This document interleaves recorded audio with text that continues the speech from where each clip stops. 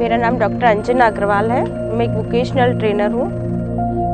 करेरा जिला शिवपुरी से बिलोंग करती हूँ।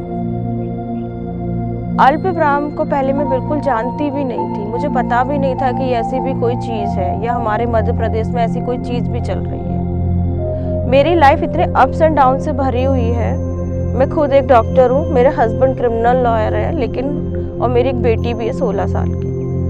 हम लोगों के बीच कुछ ऐसी प्रॉब्लम्स हुई कि मेरा डिवोर्स फाइल हुआ है और बहुत से ऐसे कारण हैं जिनके कारण मैं बेटी से भी दूर हूँ। 2 साल हो चुके हैं मुझे, मैं अपनी बेटी से दूर हूँ। इस कारण इतने ज़्यादा डिप्रेशन में रहती थी ना, बहुत ज़्यादा डिप्रेशन में। मेरे लिए लाइफ एकदम एंड हो चुकी थी। सुसाइड की तरफ मेरा ध्यान जाता था। जब देखो तब मैं सुसाइड की सोचती थी कि लाइफ मेरी ख़त्म हो चुकी है, मुझे अब नहीं जीना। जबकि मैं एक डॉक्टर बहुत अच्छी थी। इन सारी चीज़ों से इतनी ज़्यादा परेशान हो चुकी थी और इन्हीं परेशानियों में मैं अपना जीवन जी रही थी। इसी के बीच में एक ने मुझे बताया कि ऐसे ऐसे आनंद संस्थान एक प्रोग्राम करा रहा है। तो 15 मार्च 2018 में मैंने ये प्रशासनिक अकेडमी में अल्पविराम का प्रोग्राम अटेंड करा।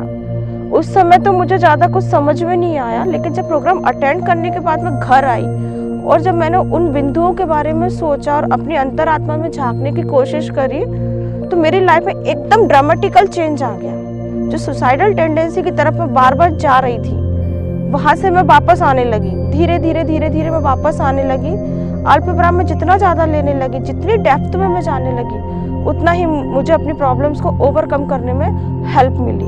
और आज इस अल्पविराम का ही महत्व है कि मैं अपनी प्रॉब्लम सारी ख़त्म कर चुकी हूँ और मैं आज यहाँ खड़ी हूँ। नहीं तो ये 1 साल पहले अगर पीछे जाए तो आज जो अंजना अग्रवाल यहाँ खड़ी हुई है, उस समय की अंजना में और आज की अंजना में ज़मीन आसमान का अंतर है। मैं पूरा कॉन्फिडेंस लेवल अपना खो चुकी थी, लेकिन आज के इस अल्पविराम से मैं अपना कॉन्फिडेंस लेवल दोबारा ग्रो कर पाई हूँ। ये मेरी लाइफ का सबसे बड़ा चेंज है।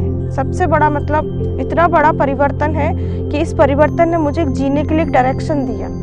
उससे मुझे अपनी दिशा मिली कि मुझे लाइफ में क्या करना है। केस अभी भी चल रहा है मेरी लाइफ में, बहुत सारे केस है। हस्बैंड क्रिमिनल लॉयर है, उसकी सिस्टर जज है, लेकिन मुझे फिर भी एक दिशा मिल रही है।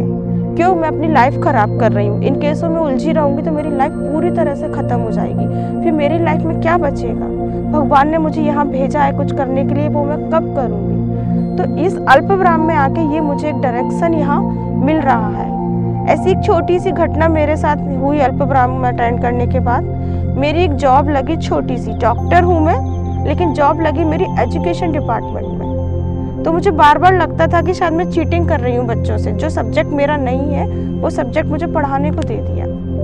लेकिन जब मैं यहाँ आई, यहाँ पे इतने सारे टूल्स यूज़ हुए, तो उन टूल्स में से मेरी प्रॉब्लम का सोल्यूशन निकल के आया। तो उस अल्पविराम के माध्यम से मैंने उस प्रॉब्लम का जब सॉल्यूशन निकाला, तो समर वैकेशन में उस सब्जेक्ट के ऊपर मैंने 1.5 महीने का एक सेशन अटेंड करा और उस सब्जेक्ट में मैं आज इतनी मजबूत हो गई कि अब आराम से उन बच्चों को मैं डिलीवर कर पा रही हूँ। जो मेरी गिल्टी थी वो दूर हो गई। तो मैं तो आप सबसे यही कहूँगी कि जो अल्पविराम है वो आपके जीवन को एकदम चेंज कर देता है। आपका दृष्टिकोण है, दुनिया को देखने का जो दृष्टिकोण है वो एकदम चेंज हो जाता है। आज मैं जो यहाँ स्टैंड कर रही हूँ, इतने कॉन्फिडेंस से आप सबके सामने खड़ी हुई हूँ, ये अल्पविराम की देन है। और जब मैंने अल्पविराम का महत्व खुद के लिए इतना महसूस करा, तो यहाँ से जो मैंने सीखा वही मैं समाज में फैला रही हूँ। आज मैंने आंगनवाड़ी के कई सेशन ले चुकी हूँ। मैं ITBP Shivpuri, Indian Tibet border of police में 6 सेशन अल्पविराम के लिए थे। वहाँ भी जब मैंने इस बात को फैलाया मेरी टीम ने, और मैंने जब पूरे इस अल्पविराम का सेशन वहाँ लिया, तो वहाँ से भी लोगों की प्रॉब्लम्स निकल के आई।